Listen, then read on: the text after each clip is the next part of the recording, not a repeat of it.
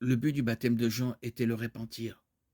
Lorsque les gens venaient à Jean pour se faire baptiser, ils admettaient qu'il n'était pas meilleur que les non-juifs. Cela explique pourquoi les juifs religieux ont refusé de participer. Alors Jérusalem, toute la Judée, toute la région du Jourdain allaient à lui et ils se faisaient baptiser par lui dans le fleuve du Jourdain en confessant leurs péchés. Mais voyant venir à son baptême beaucoup de pharisiens et de sadducéens, il leur dit: race de vipères, qui vous a appris à fuir la colère à venir? Produisez du fruit digne de la repentance. Et ne prétendez pas dire en vous-même: nous avons Abraham pour père, car je vous le dis, de ces pierres, si Dieu peut susciter des enfants à Abraham. Matthieu 3, 5, 9.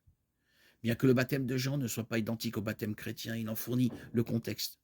Au premier siècle, lorsqu'une personne répondait au Christ par la foi et était baptisée au nom de Jésus, cette personne rejetait sa propre justice et son héritage religieux en faveur de Jésus comme moyen de salut. Cela aurait été évident pour le juif converti du premier siècle, mais sa signification est souvent perdue pour les chrétiens culturels du XXIe siècle.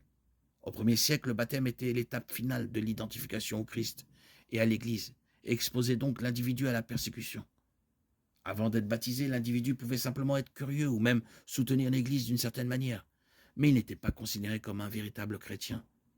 Le baptême était l'événement qui marquait un individu comme étant absolument engagé envers le Christ.